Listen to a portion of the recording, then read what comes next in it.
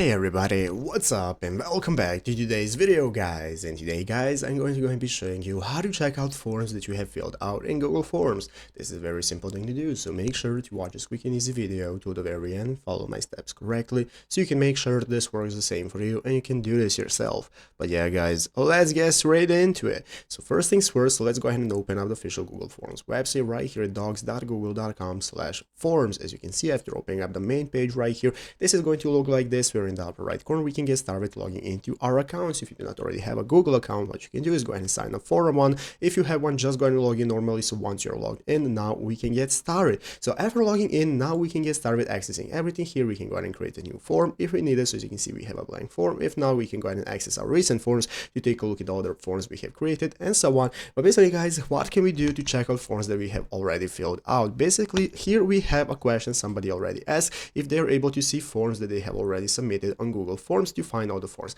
Basically, as you can see right here, by an expert answer is somebody that works in Google. They showed us that unfortunately Google does not keep records of who submitted forms. So basically guys, what can you do? You can go to your Google Drive. In your Google Drive, you can search for any forms that you have made saved, because once you fill out a form using your Google account, they are going to be saved in your Drive. There you can go and search for any forms that might be saved in your search bar, but aside from that, you do not have any way. So what you want to do is keep track of all the forms you have submitted. You want to save the links, receipts, and so on, so that you will be able to go ahead and manage them and access them in the future if you need them. And basically that's what you can do. So I hope this video was helpful. If it was, make sure to leave a like, subscribe to the channel. So guys, thanks for watching, take care, and bye.